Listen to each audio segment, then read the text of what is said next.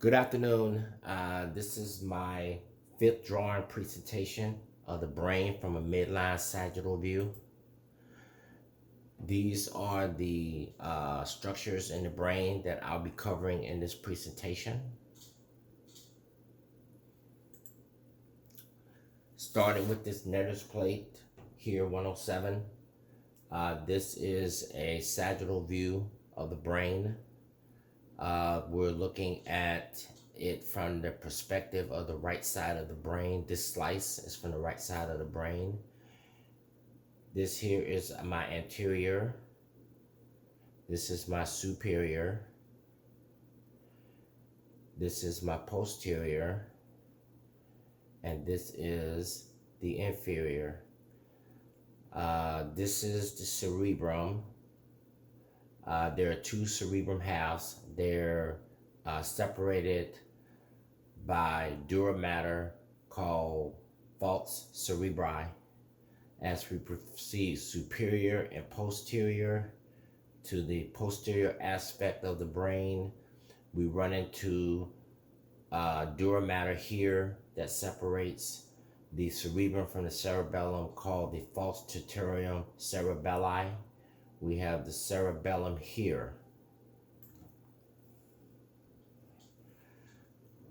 Proceeding inferiorly and midline to the cerebrum is white matter material called the corpus callosum.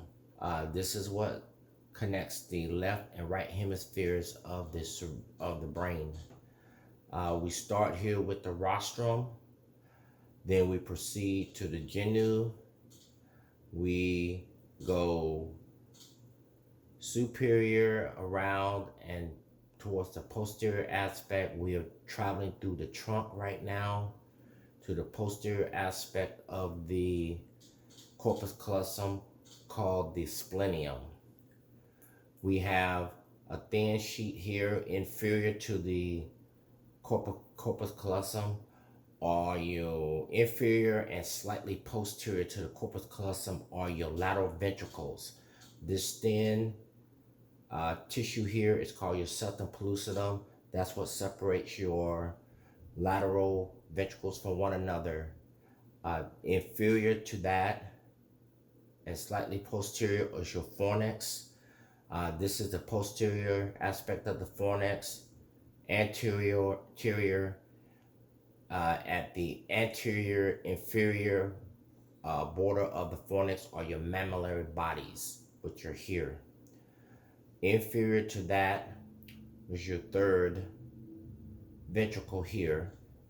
As we travel through the foramen of Monroe into the third ventricle here, we have the choroid plexus, which is located in the roof of the third ventricle.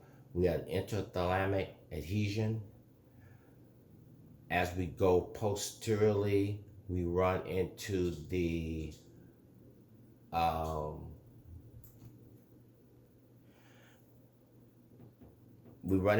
pineal gland here on the posterior aspect.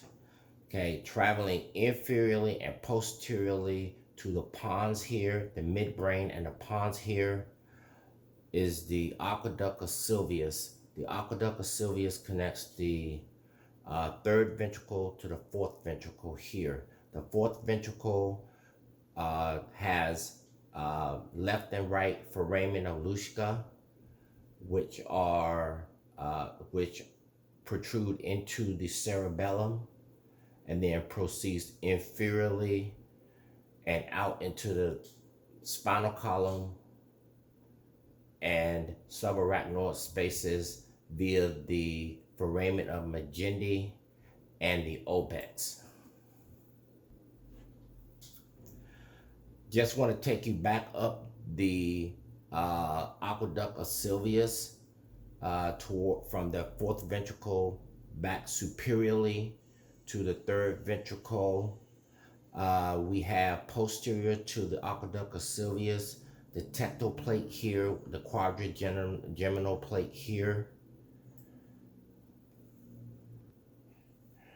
And on the anterior aspect of the brain, we have the optic chiasm here, directly inferior.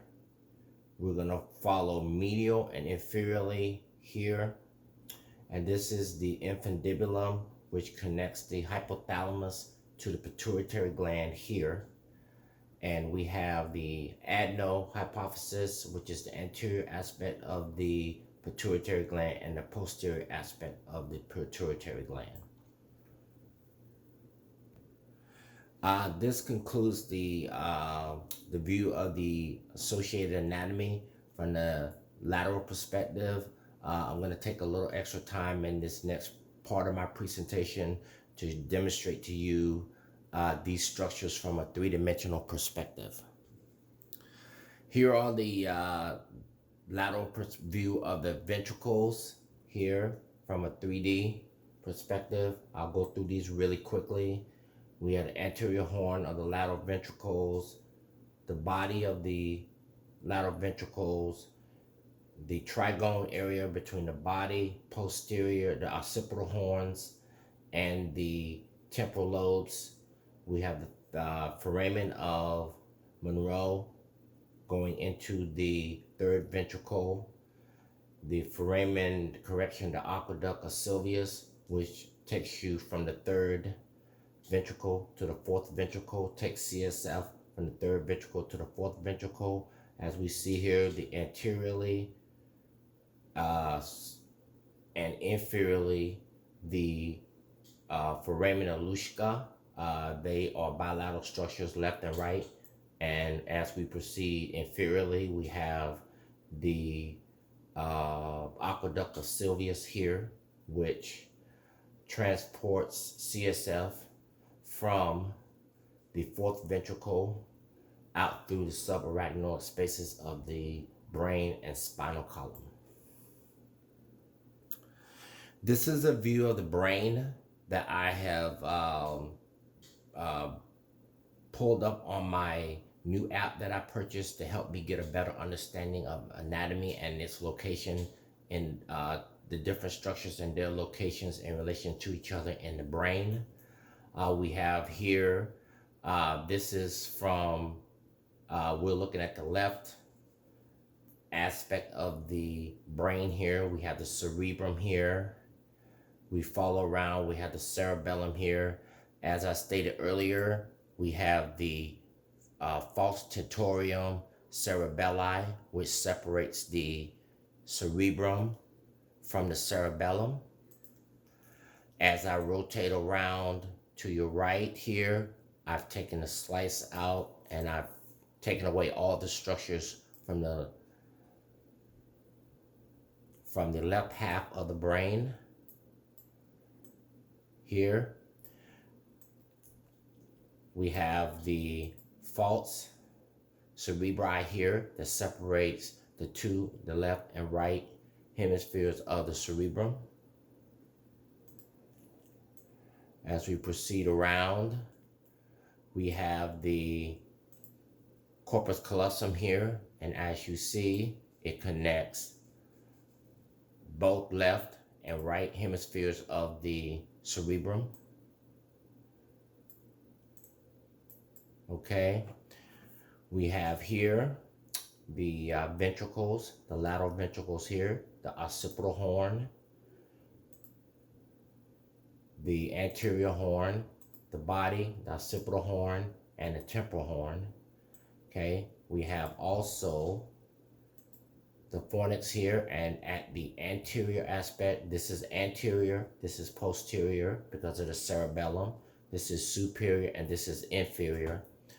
We have at the base of the fornix here, the mammillary bodies, which are inferior and posterior, superior and posterior to the optic chiasm here.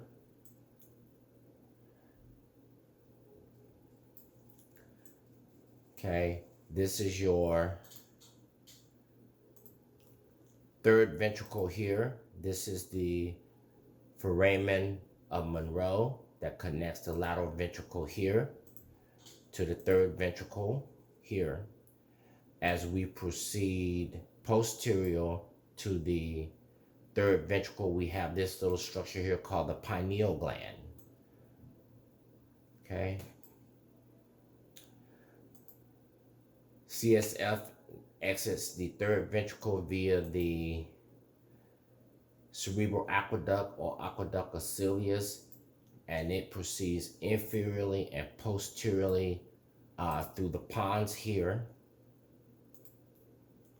okay, into the cerebellum here. And as you see, we have the foramen. This is the fourth ventricle. This is the foramen of Luschka. And right here, this structure here is your obex, or this is the central part. This is the medial aspect of the fourth ventricle, or the foramen of Magendie. I'm going to remove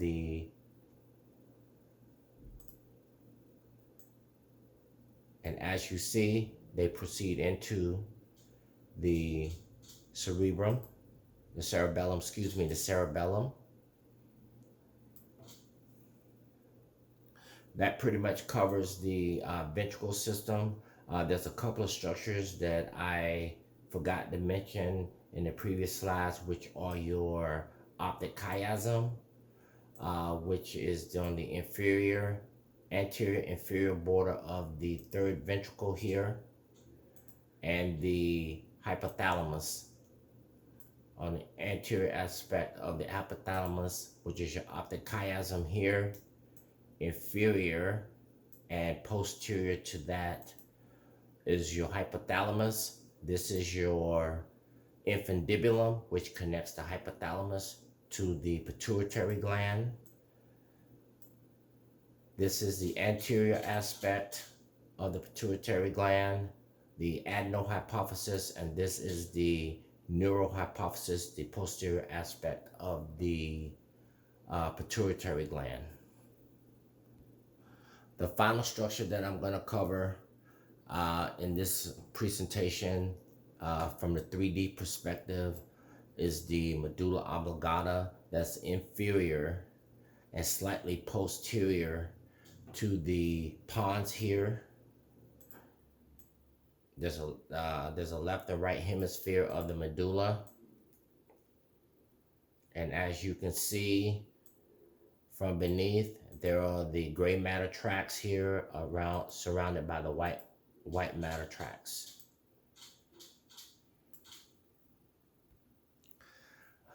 I hope you enjoyed this brief presentation. I hope it wasn't too long.